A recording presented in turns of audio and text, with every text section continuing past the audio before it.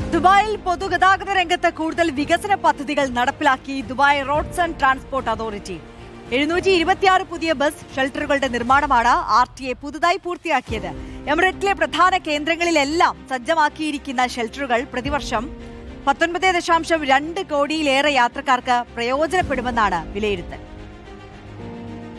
ദുബായിലെ പൊതുഗതാഗത സംവിധാനങ്ങൾ കൂടുതൽ ആധുനികവൽക്കരിക്കുന്നതിന്റെ ഭാഗമായാണ് 726 പുതിയ ബസ് ഷെൽട്ടറുകളുടെ നിർമ്മാണം റോഡ്സ് ആൻഡ് ട്രാൻസ്പോർട്ട് അതോറിറ്റി പൂർത്തിയാക്കിയത്.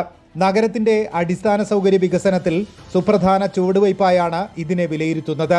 ചില പ്രധാന കേന്ദ്രങ്ങളിലെ ഷെൽട്ടറുകളിലൂടെ 10ലധികം ബസ് റൂട്ടുകൾ കടന്നുപോകുന്നുണ്ട്. യാത്രക്കാരുടെ തിരക്കും ആവശ്യകതയും പരിഗണിച്ച 7 വ്യത്യസ്ത മാതൃകകളിലാണ് ഷെൽട്ടറുകൾ നിർമ്മിച്ചിരിക്കുന്നത്. പ്രതിദിനം 750ലധികം യാത്രക്കാർ എത്തുന്ന പ്രധാന സ്റ്റോപ്പുകൾ മുതൽ 100-ൽ താഴെ ആളുകൾ എത്തുന്ന ഇടങ്ങൾ വരെ ഇതിൽ ഉൾപ്പെടുന്നു.